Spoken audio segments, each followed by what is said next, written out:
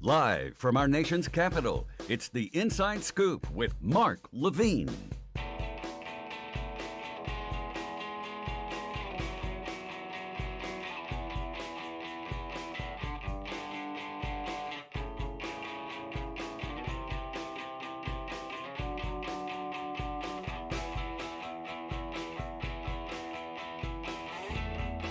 Good afternoon, America. Welcome to the Inside Scoop. I am your host, Mark Levine, reporting live at safe social distance from Washington, D.C. Congratulations, President-elect Joseph R. Biden. Congratulations, Vice President-elect Kamala Harris. As I predicted last week on this show, it has turned out exactly as I predicted, with a tremendous win by the Biden-Harris team. It's a tremendous win, first of all, and most importantly, in the popular vote. I've never understood, and I understand why. It has to do with slavery and all those wonderful things that our founders fought for 230 years ago. But the media spends too much time focusing on the Electoral College. If you want to know whether a president is legitimate or not, just look to who the American people support. Our Constitution begins, "We the people." And Abraham Lincoln said we should have government of the people, by the people, and for the people. Well, the people of the United States solidly rejected the President of the United States, even more than they rejected him 4 years ago. Hillary Clinton, we remember, beat Donald Trump by 3 million votes. Joe Biden has already beaten him by more than 5 million. By the time all the votes in California are counted, it may be closer to 6 million votes. The largest popular vote margin with the most votes going to Joe Biden than any other time in American history. And indeed, turnout was high too. It wasn't just that Joe Biden soundly thrashed Donald Trump. It was also turnout that was exceedingly high. In fact, it broke all records for the last century. We'll see whether it breaks the records of 1908. But given that women couldn't vote in 1908 and neither could blacks, when you talk about the percentage of propertied, or lack of property, white male voters, this is truly a tremendous achievement. And yes, of course, a solid Electoral College win as well. I hate that that determines our president, but it does until we change that. And Joe Biden won by the same amount that Donald Trump won 4 years ago. Again, Trump lost the popular vote both elections, but he did win the Electoral College 306 to 232. He called it a landslide, I think. Well, Joe Biden will win by that same landslide. There may be a recount in Georgia. It won't matter. I confidently predict 306 to 232 electoral votes. Meanwhile, COVID is hitting its record across the country. COVID, said the current president of the United States, not wanting to talk about the fact that 250,000 Americans, 250,000 Americans are dead due to his incompetence. And likely it will grow to 300 or 400,000 before, and this is the good news, the vaccine that Pfizer announced is finally distributed to all of us, and we all get inoculated. Now, that could take us till the spring of 2021, and we're going to have to be wearing masks a bit longer. Remember, it's far more dangerous out there now than it was when we first did lockdowns in March. Far more dangerous. In fact, the trough of the triple peak is higher than the peak was back in March. Of course, when you have a president who doesn't know what he's doing, it's a real problem. But meanwhile, we face a problem of a president in denial, a president who's actively trying to tear down our democracy, to destroy the American Republic, to take away Americans' confidence in our electoral system. Now, Vladimir Putin has tried to do this for a long time. Russia, you can go way back to Cold War days, said that we weren't a real democracy, we weren't allowing people to vote, that our whole system was fraudulent. It largely is a system of projection, right? Their system was fraudulent. Their system is fraudulent. They don't have a democracy. They have a dictatorship. Vladimir Putin stuffs the ballot boxes And he doesn't like when Russians march in the street complaining about his dictatorship. He tends to kill his political opponents.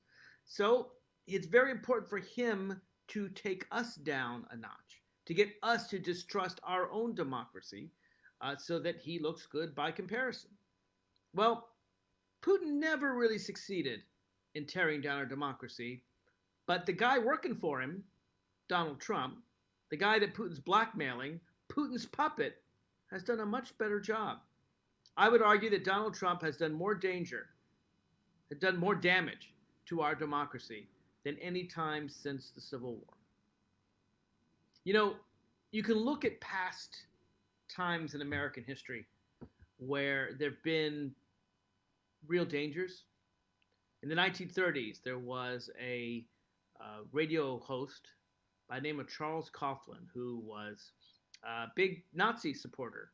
Not just that he hated Jews, but he really hated democracy itself. And he led a proto-fascist movement in the United States, as he was a very, very popular radio host. And only with the election of Franklin Delano Roosevelt, helping to get us out of the Great Depression, did Father Coughlin's support tail off. You can go to the 1950s and listen to Joe McCarthy. Again, dangerous, crazy lies about huge deep state that was he claimed in the U.S. government was full of communists. Full of communists. It wasn't true. He said, I have a list here of 27 communists in the U.S. government. Turned out to be a laundry list. It was a joke. Joke that this crazy man came to believe. And there's a direct line between Joe McCarthy and Donald Trump, the fanatical, evil lawyer that helped Joe McCarthy, Roy Cohn, was a mentor to Donald Trump. And the lesson is clear. It was all teaching Goebbels' strategy, the Nazi propagandist, that the bigger the lie, the more people believe it. Adolf Hitler wrote about this in the 1920s in Mein Kampf. Did you know this? Hitler wrote that if you tell a little lie, people catch you. You might lie about your age. You might lie about whether or not you took that cookie from the cookie jar. You might lie when you claim that someone is your friend who really isn't. These ordinary lies people do all the time. That's why they catch other people in them. But the vast majority of us don't make up monstrous lies. So when someone does, they're more likely to be believed. This was Hitler's evil brilliance. He taught, and Joe McCarthy followed, and Roy Cohn followed, and Donald Trump followed along with the idea, if you make up fanatical, ridiculous lies, because we, ordinary people, would never think to do such a monstrous thing, we actually believe the monsters who do it. Nowhere has that been more clear than in Donald Trump. Of the 70 million people that voted for Donald Trump, there's about 77 million that voted for, I guess it's 72 million for Donald Trump and 77 million for Joe Biden right now. They're still counting. Of the 70 million that voted for Donald Trump, 3/4 believe that there was some kind of fraud, some kind of rigged election, that Joe Biden wasn't legitimately elected. 50 million Americans, that's just the voters, their families. 50 million Americans now belong to a cult that Vladimir Putin has been trying to get us to join for a number of years, that the Soviet Union has been trying for decades. An anti-American cult that doesn't believe in our democracy, that actually supports dictatorship, that opposes free elections. It's scary. Now, how did this cult come to be? Was it Donald Trump that created it? No. No, it's the Republican Party. Now, I never read the book Frankenstein, so I'm going to admit this right away. I'm just going to tell you the plot as I recall it from popular culture, and one day I really need to pull out Shelley's masterpiece and read it, because I know it is a masterpiece. So excuse me if I get some plot details wrong.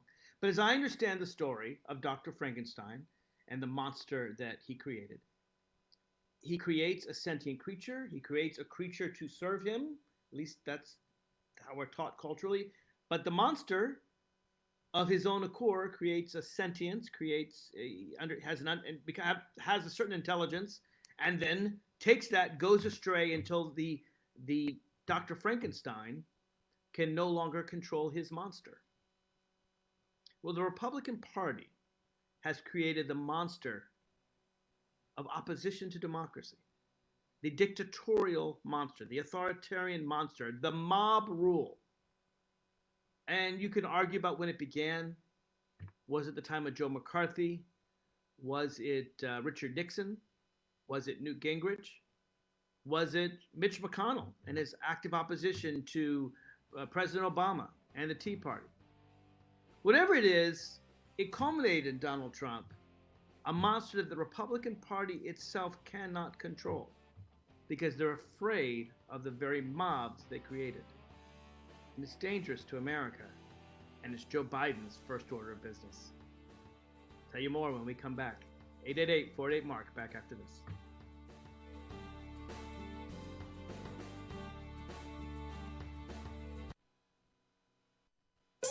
If you're worried your friend may be struggling, remember, you don't have to be there to be there. You could say, how are you?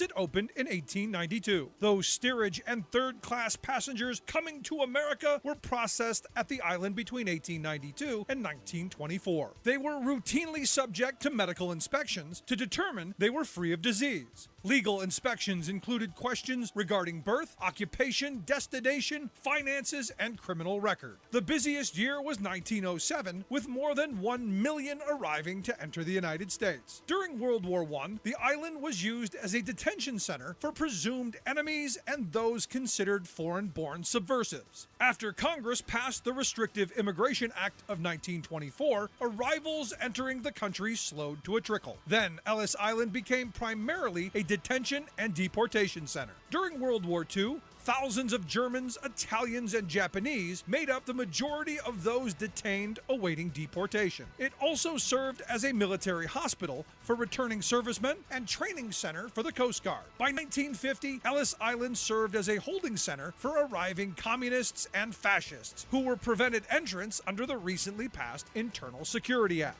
A Norwegian seaman who had overstayed his leave was released the day the island closed and told to catch the next ship back to Norway. In 1965, President Johnson made Ellis Island part of the National Park Service. A massive restoration of the island began in 1984, organized by Lee Iacocca's Statue of Liberty Ellis Island Foundation. It reopened as the Ellis Island Immigration Museum in 1990, featuring numerous exhibits, publicly accessible immigration records, and the award-winning film documentary documentary Island of Hope, Island of Tears. Like what you hear? Check out more at laborhistoryin2.com. He's a Bible-quoting, Constitution-loving, flag-waving, red-blooded liberal American. He's Mark Levine. Give him a call now at 888-488-MARK. That's 888-488-6275. Welcome back to the Inside Scoop. I'm your host, Mark Levine. There could be no greater contrast than between the president and the president-elect. President-elect Joe Biden is taking it all very calmly. He recognizes that Trump is a sore loser. He recognizes that the people that support Trump are sore losers. And he's being a lot nicer than I am, gently coaxing them to put their country ahead of their delusions. Again, he didn't quite put it that way.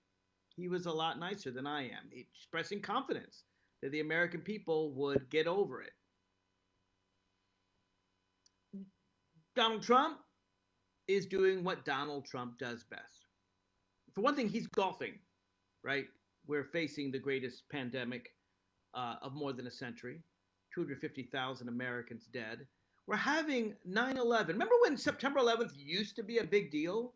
Remember when Republicans used to claim they cared about 3,000 innocent Americans unnecessarily dying, being killed in that case by terrorist attack, now being killed by incompetence? We lose 3,000 Americans about twice a week. We have September 11th twice a week. But Donald's golfing. He's golfing. And he's taking down our government.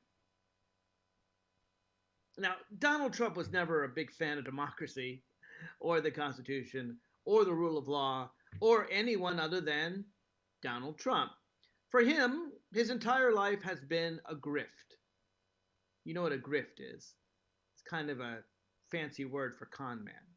This is a guy who has spent his entire life trying to grab money from people stupid enough to give it to him. And it's what he's done his entire life. After inheriting the $1 billion or so from his father, losing it all, and then basically tricking people into giving him money and not paying them back. That is Donald Trump's life story. So right now, it's all part of the grift, right? He sends these angry emails out to his supporters. Give me money, give me money, give me money, give me money. Ostensibly for court proceedings to stop fraud. And then in the fine print, any excess dollars goes to Donald Trump, paying back any debts he made to the campaign. So Donald Trump is out to make money. Donald Trump doesn't want to seem like the loser, the big fat loser that he is, and doesn't want to seem, weak. And in doing so, he seems really weak. No more so than the Tuesday night of the election, when he came on TV and declared, as Vladimir Putin would have done, he's won the election. Stop the vote count. Fortunately for the United States of America, we didn't listen to him. In fact, Donald Trump's argument starts to get really convoluted. He had a whole bunch of people going out in Detroit, Michigan, and Philadelphia screaming, "Stop the count! Stop the count!" But in Arizona, where Biden was ahead, but Trump, some new numbers had Trump gaining, crowds were shouting, "Count the votes! Count the votes!" Of course, the count did not stop when the people chanted, "Stop the count." And by the time the morning came around and Donald Trump had filed a motion in a Michigan court to stop the count in Michigan, Biden was already ahead in Michigan. Had Trump stopped the count, which of course he has no legal right to do, he would have stopped the count with a Biden victory.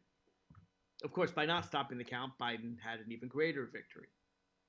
In Arizona, the people counting the vote finally had to go out and tell the people who were shouting, "Count the vote, count the vote," that they could count the vote a lot easier if they weren't afraid of the people who came there with guns telling them to count the vote. that the security measures were actually slowing down the vote counting. If they wanted the vote to count, maybe they shouldn't be shouting "count the votes" so loudly. It actually gets more ridiculous. It gets more stupid. I don't know how many lawsuits they filed now. I've lost count. 6, 7, 8, 9, 10. I do know this. Not a single one has succeeded one iota. With arguably one exception, the one that was brought before the Supreme Court about Pennsylvania counting. We'll get to that. But that's not an allegation of fraud.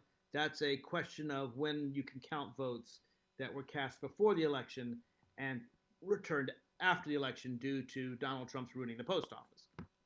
So set aside that argument, which we'll get to, but happened before the vote count. I'm talking about all these ridiculous claims of fraud. Ridiculous claims that they repeat nightly on Fox News, knowing it's a lie. Now that's a really scary thing. We have a news channel that seems schizophrenic. Every other news channel reports the truth that Joe Biden won the election, and they're focusing on his transition team and how he's dealing with COVID and how he's not getting access to intelligence due to Donald Trump's petulance. But Fox is schizophrenic. There are some responsible people there, and there's some really deeply irresponsible people there. The responsible people there called the election based on the facts. And every state they've called has been accurate. None has been overturned. There was a question of whether Arizona might be, but they knew it. They stuck with their call. Arizona is now solidly in the Biden camp. And every other state, Michigan, Wisconsin, and certainly Pennsylvania and Nevada, have all come through. So the news desk declared President-elect Joe Biden the victor. But then they spread all kinds of ridiculous falsehoods that they knew were false, sometimes by the opinion hosts, sometimes by the news hosts. Claims that there were no observers allowed in the courtroom. Claims that if you used a Sharpie, your vote wasn't counted. Claims that that people were being kept outside and not allowed to watch the votes. I mentioned the observers. Claims about the distance of observers. Claims that ballots were put on the wrong stack. Here's what you need to know about every single court case. Every single one lacks an iota of evidence, lacks any evidence. One of my favorite ones, and we'll go through some of these. One of my favorite ones, a person came into court and said, I heard someone say that they weren't counting ballots. And the judge said, you can't put that into evidence. It's hearsay. The very definition of hearsay is when you claim someone else said something, but you don't know who it was, and they can't come to court, and you can't verify what they said. That's been an Anglo-American jurisprudence for several centuries. And the person said, no, I heard someone say, and the judge said, isn't that hearsay? And the lawyer had to sheepishly admit, okay, we have no evidence. Case closed. We got to take a quick break. When we come back, I want to talk about the Observer scandal and the Sharpie scandal and all these non-scandals and why Donald Trump is even going into the courts when they know they can't win. It's all about the larger grift, my friends, and the real danger to our democracy. This is Mark Levine calling. If you like, 888-48-MARK. We'll be right back right after this.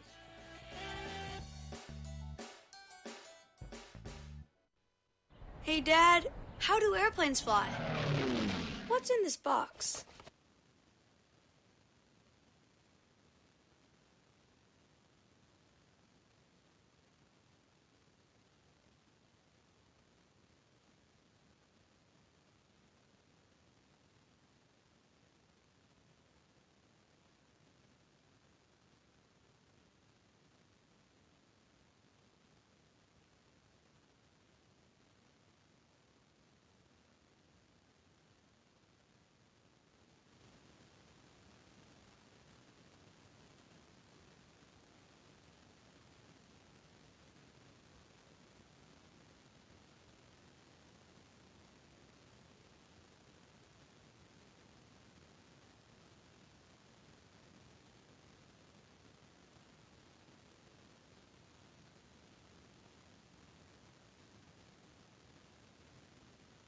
Wake up and text. Text and eat. Text and catch the bus. Text and miss your stop. Wait. Text and be late to work. Sorry, I'm late. Text and work. Text and pretend to work. Text and act surprised when someone calls you out for not working. Who, me? Text and meet up with a friend you haven't seen in forever. Hi. Oh, hey.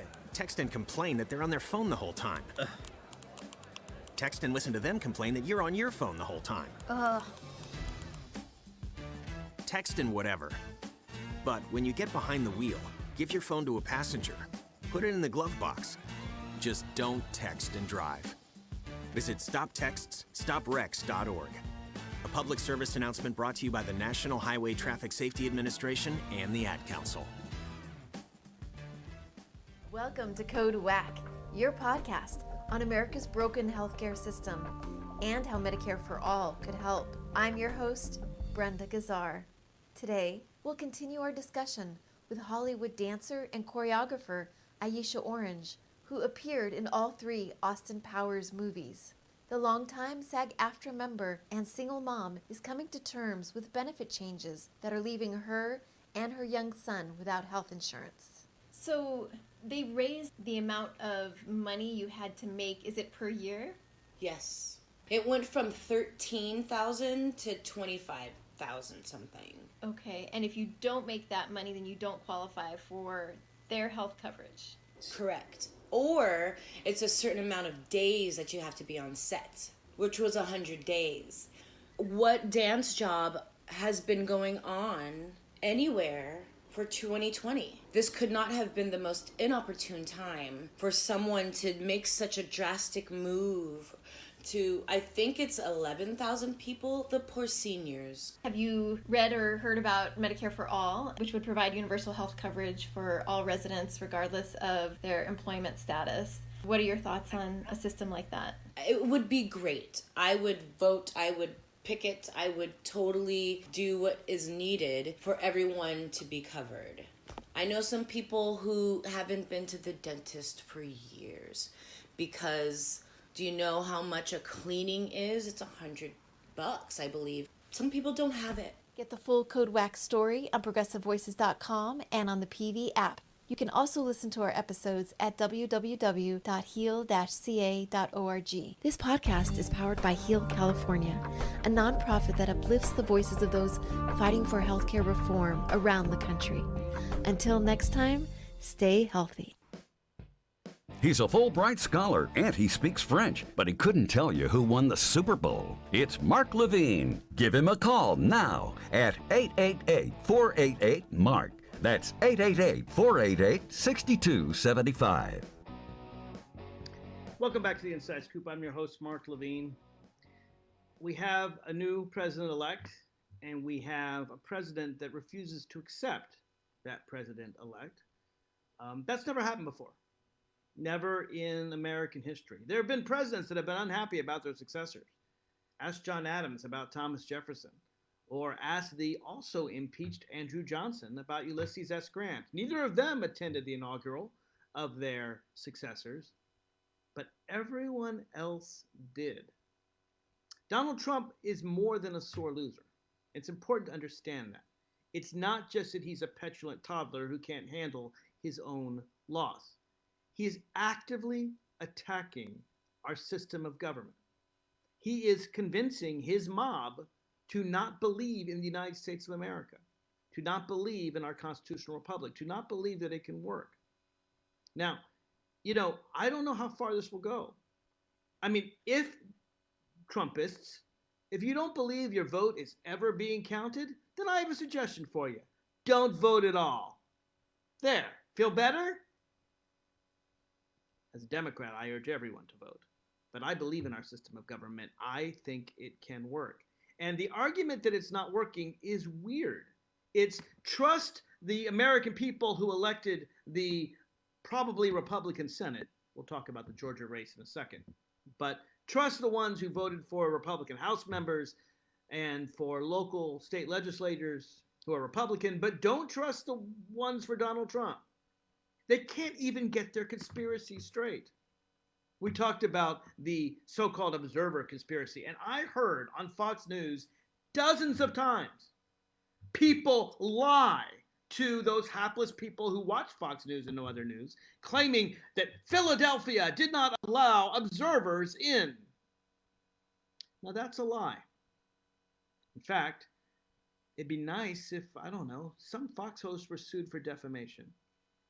Because I think it's an intentional lie. I think it's done with malice. Maybe that would bring it to folks' attention. When they came to the court, the lawyer came to the court, the Trump lawyer, and said, hey, they're not allowing observers in Philadelphia. The court said, are there any observers there? And the lawyer said, we think that observers should be closer. And the judge said, are there observers there? And the lawyer said, we think that more observers need to come in. And the judge said, as a member of the bar, are there observers there now representing Trump? Now, as a member of the bar is clear code words, and I'm going to tell you this as a member of the bar. When a judge says to you, as a member of the bar, or as an officer of the court, what the judge is saying to you is, if you lie to me right now, you're going to be punished. Because courts have oversight over lawyers. And when a lawyer intentionally lies to a court, they can lose their law license. They can also go to jail for contempt of court. So when the judge looked that lawyer in the eye, and I was in the room, I presume that judge looked that lawyer in the eye and said, hey, as a member of the bar, as an officer of the court, is it true that there were no Trump observers there? The lawyer had to concede there was a non-zero number of Trump observers there. To which the judge replied, then why are we here at all? Turned out that there were 12 Trump observers in Philadelphia the entire time. That's the minimum. More were allowed, but only 12 were there at the lowest point in time. And the lawyer said, we want more. So the judge said, did you ask Philadelphia if you could have more in the room? The lawyer sheepishly said no. And the judge said, well, you called them into court. Why don't you ask them right now? The implication being, hey, you should have asked before you went to court. And the Trump lawyer said, why don't you just order them to allow us more observers? The judge said, no, I'm not going to order them to have you more observers. You go work it out with them. They worked it out. They got 60 observers. The other thing they got was apparently they were 10 feet away and they were allowed 6 feet away to observe. They had never asked to get closer, but that's what they got by agreement, not by court order. So the judge said, well, now that you all have agreed, I'm dismissing your case. Then you turn on Fox News. The judge today ordered Philadelphia to have more observers. I think they said to have observers, pretending that they didn't have it before, and to allow them to be up close. That's not true. It's just they agreed to it. But now all throughout Trump world, Trumpists believe that Philadelphia was keeping out observers. And here's the dirty little secret. While Fox was attacking and Trump was attacking, Trumpists were attacking Philadelphia and Detroit. You know why that is, of course. Philadelphia and Detroit have high black populations. But you know the dirty little secret about Pennsylvania?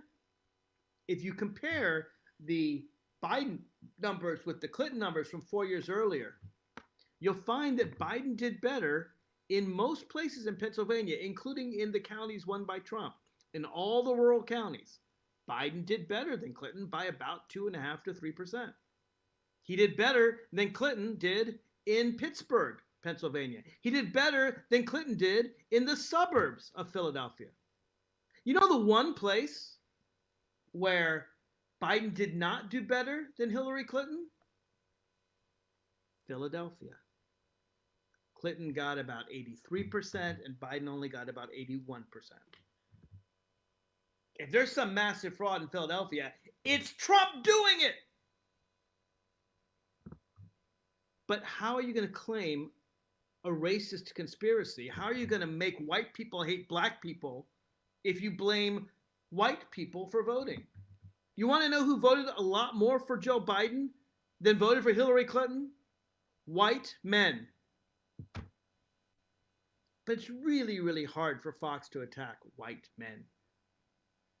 They got to attack the black people. So it's not just that it's a lie. It's not just that it's defamation. It's not just that they're persuading Trump supporters to believe in nonsense, anti-democratic nonsense, nonsense to make them disbelieve in our system of government, anti-American nonsense. But it's racist anti-American nonsense. And some of it can lead to violence. It's no wonder that a couple people from my home state of Virginia were up in Michigan bringing their guns. Or was it? No, excuse me. I think it was Philadelphia. So that's the Observer one. I think there are about 12 lawsuits. There was Sharpiegate. Oh, we heard that people were encouraged to fill out the ballots with a Sharpie and that it couldn't be read. Well, yeah, about 1,000 ballots were filled in with a Sharpie. And the machines read them just fine. That's Sharpiegate. There's another one where there was a claim that someone stuck 50 ballots on top of something that had already been counted. Sounds like they're going to count them twice. I think that was the one where someone said that someone else said that, and there was no evidence of it. There were claims about stuff going on in the post office where when the postal worker was brought into court, he recanted, admit he lied. Because, you know, when you go before a court, if you lie, you go to jail. Love to swear in some of those fox hosts. But the consequences are real. American people are believing this nonsense. In Georgia, as in Arizona, the government is a Republican government. If there's one thing Americans should learn about this election, it's that what keeps us free is the fact that local governments count the elections. If Donald Trump, if the president could control the elections, I have no doubt he would do what Vladimir Putin does. Just cheat. But because, thank God, we have not even the states, it's generally the counties, the cities, the towns collect the ballots. We got 10,000 separate local entities counting the ballots. And it's really hard to manipulate the count in 10,000 places. And that leads to our freedom. In Georgia, in Arizona, the leadership's Republican. And in fact, in Georgia, you find the two people running for the Georgia Senate. We're going to get to the runoff races in a minute. We'll do that after the break.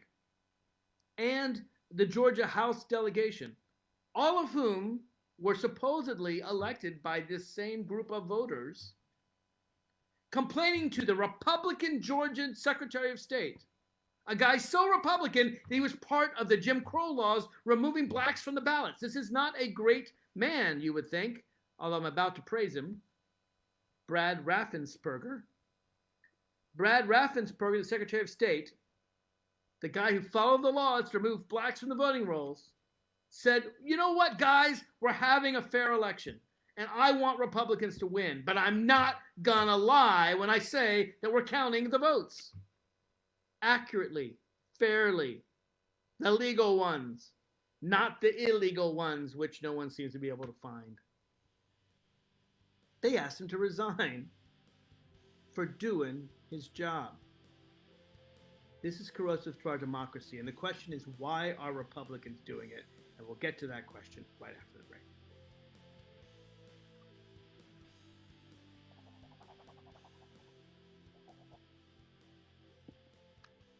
America, your children have an amazing superpower. They can help save lives by not having play dates. That's right. By replacing get-togethers with virtual play dates and video chats, they can help slow the evil spread of germs. And if your superheroes do go outside, make sure they continue their superhero wing by staying 6 feet away from others to protect everyone in America land.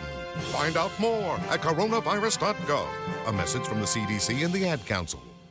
America, your children have an amazing superpower. That's right. They can help save lives by simply washing their hands. Just 20 seconds of thorough hand washing after they've coughed or sneezed or been outside can help fight against the dastardly spread of germs. Armed with only soap and water and hands, your superhero can protect you, your family, and everyone out there in America land. Amazing! Find out more at coronavirus.gov. A message from the CDC and the Ad Council. He was the heart of your family, and he taught you our history. He helped you fix your first flat. He was the best backyard DJ around, and every time he'd tell a story, he'd own the room. But now more than ever, he may feel alone. Today, older adults and their loved ones are struggling to connect, in a time when connection has never been more important. But there is something we can do. Embrace our older loved ones through StoryCorps Connect. With StoryCorps Connect, you can honor seniors remotely with an interview about their life. Every interview will be archived at the Library of Congress, becoming part of American history, so that years from now, future generations can listen in. All right, Grandpa, what's one piece of advice you have for me? Just 3 words, sweetheart. Live with courage. The man that had the best stories still has plenty of stories to tell. So connect virtually and share the conversation of a lifetime at storycorpsconnect.org/AARP. Connect, honor, share. StoryCorps Connect. A message from AARP, StoryCorps, and the Ad Council. Top regulatory officials in Trump's government keep chanting the same one-word mantra: deregulate, deregulate, deregulate. Day after day, these agency bosses have been liberating greedy business interests to do their damnedest to us consumers, workers, the environment, and even to our chicken dinner. Yes, chicken. Instead of Kentucky Fried or tacos con pollo, they're serving up chicken a la avian leukosis. That's chicken infected with a virus that produces cancerous tumors and lesions on the birds. In July, the U.S. Agriculture Department's Food Safety and Inspection Service rubber-stamped a demand by Tyson Foods and other multi-billion-dollar meat conglomerates to deregulate chicken processing rules so they can sell chickens diseased with avian leukosis for human consumption. And no, the huge brand-name marketers would not even be burdened by having to put a right-to-know label on the package so we consumers could know what we're buying. As always, the industry line is, "It's perfectly safe. Trust us." No. Their claim is that slaughterhouse line workers can simply cut out any tumors they see, then process the rest of the animal. There are 2 problems with this claim. First, avian leukosis can be a systemic disease passing through the blood, so slicing tumors doesn't necessarily eliminate the virus.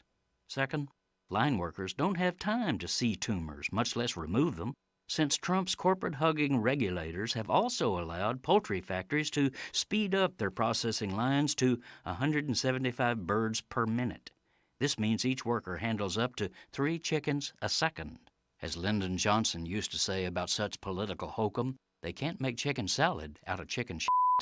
To learn more, go to Food and Water Watch, foodandwaterwatch.org.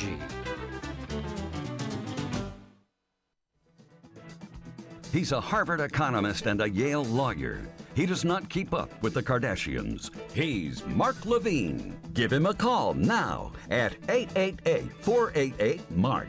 That's 888-488-6275. Welcome back to the Inside Scoop. I'm your host, Mark Levine. 4 years ago, do you remember? It was a really close election, a lot closer than the current election. By the way, Joe Biden has already beaten Donald Trump by many more millions than Barack Obama beat Mitt Romney in 2012. Did you know that? It's a bigger landslide. Not quite as good as the first term 2008 Obama landslide, but better than the 2012 reelection. Not bad. Way to go, Joe.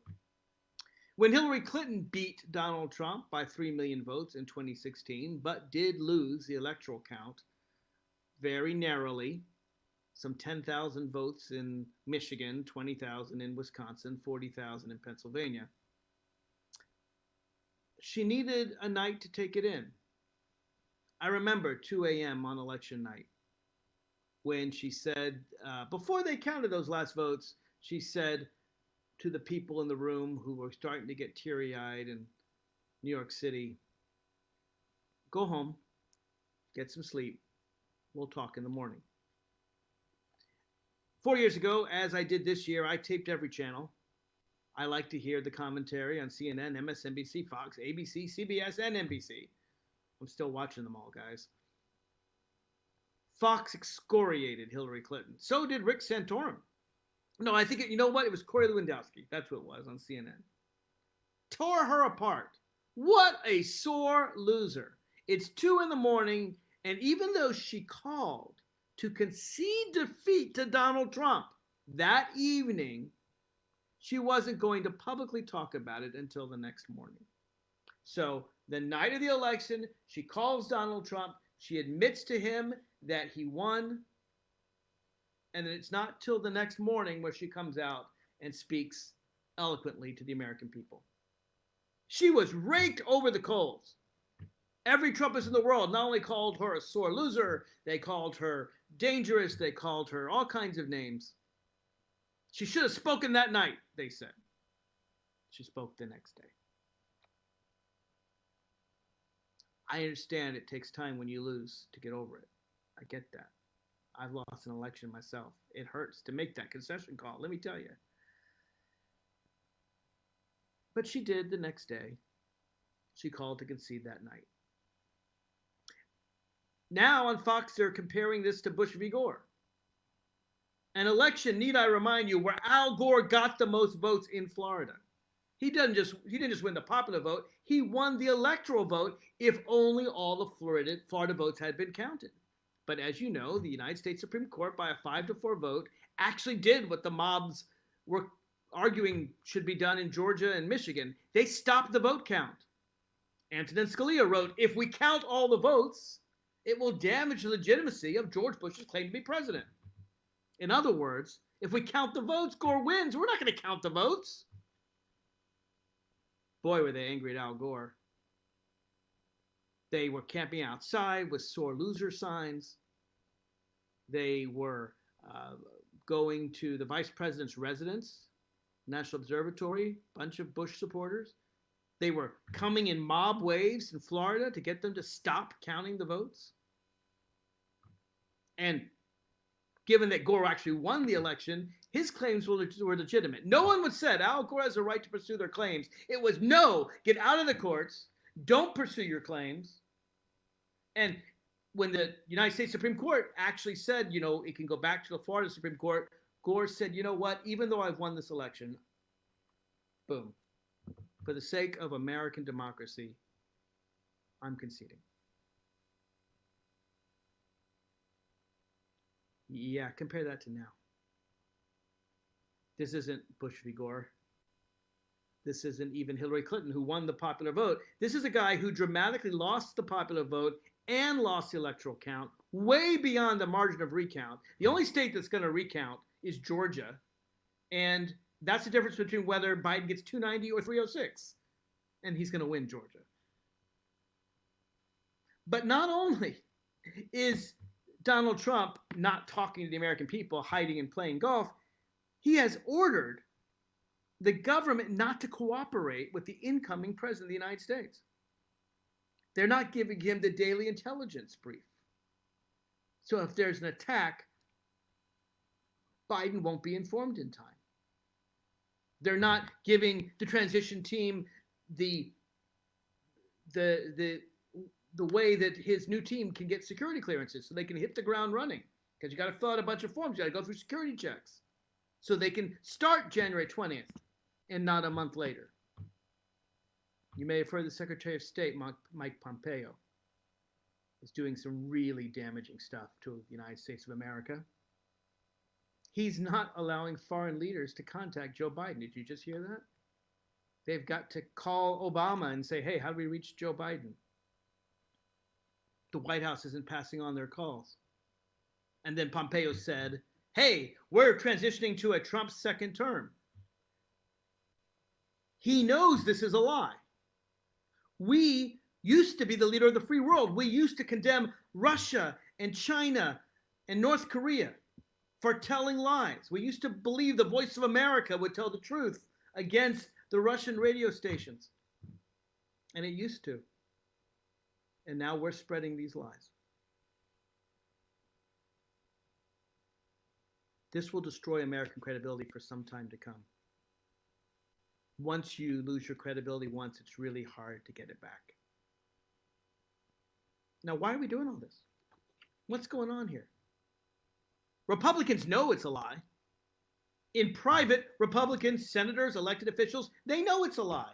Every one of them knows that Joe Biden is the president-elect. They're telling my friend, Senator Chris Coons of Delaware, hey, tell Joe we congratulate him. We just can't say it publicly. Why not? Why have only 4 out of 53 Republican senators, I'm told now I think it's 5, 10%, congratulate him publicly? 90% are lying to the American people? Fox News, the news desk, tells the truth, but the other 90% of Fox News lies to the American people? What's the point of the lie when they all know it's true? The point is that the Republican Party is afraid of the monster they created. They created this mob, starting with the Tea Party, continuing through Donald Trump, a mob that they were taught to believe in all manner of lies because they thought it would help them win elections. And maybe it did. After all, Trump did get some 72 million votes, the second highest vote count of any person running for president in American history after Joe Biden. And what's coming up is the Georgia runoffs. 2 seats, January 5th, that will control the balance of the Senate. Republicans have 50 seats. Democrats have 48. We got to win both just to tie. And of course, if there's a tie, Kamala Harris breaks the tie, Vice President Kamala Harris, and Democrats control the Senate. And then we can do some really good things. Get some judges appointed, get cabinet members appointed, maybe even end the filibuster. And it's not going to be easy with 50 Democrats. We got a conservative, Joe Manchin, there. But without 50, it's going to be pure gridlock. And Mitch McConnell knows it. And he loves gridlock. And Biden won't be able to do almost anything he campaigned for. And the Republicans will say, look, he's a failure, after making him a failure. That's what they did with Obama. So they're afraid if they tell the truth to the American people that their president is lying to them when he makes up these ridiculous notions of fraud that anyone with half a brain can see have no evidence behind them. But yeah, people watch Fox News. They believe what they're told. Most people, most Trump supporters are sheeple. They're sheep. Bah. They don't use critical thinking skills to determine if what they're told is true. And they're angry at someone like me for telling them that they're in a cult. Because when you're in a cult, you really don't like the people telling you, hey, don't trust the people grifting you as you're emptying your wallet. Remember, that's what Lyndon Johnson said back in 1960. Tell the lowest white man that he's better than the best colored man, and he'll give you anything he wants. He'll empty his pockets for you. So where do we go from here? We have an elite, and they're in the Republican Party, and they know that they're lying. This isn't a question of accidentally lying. Yeah, there are some ignorant people who watch Fox News who maybe believe the lies, probably 50 million of them. But the elected Republicans know that they're lying to the American people, and know it because they, like Donald Trump, are grifters. They're willing to put aside the democracy of the United States. They're willing to set aside any patriotism they once had in order to grift, in order to cheat, in order to convince ignorant people that lies are true. So I'm calling them out. President-elect Joe Biden's a nicer guy than I am. He's going to try to reach out. He's going to try to compromise, and I wish him well. But we progressives need to let you know what's really going on. This is Mark Levine, signing off.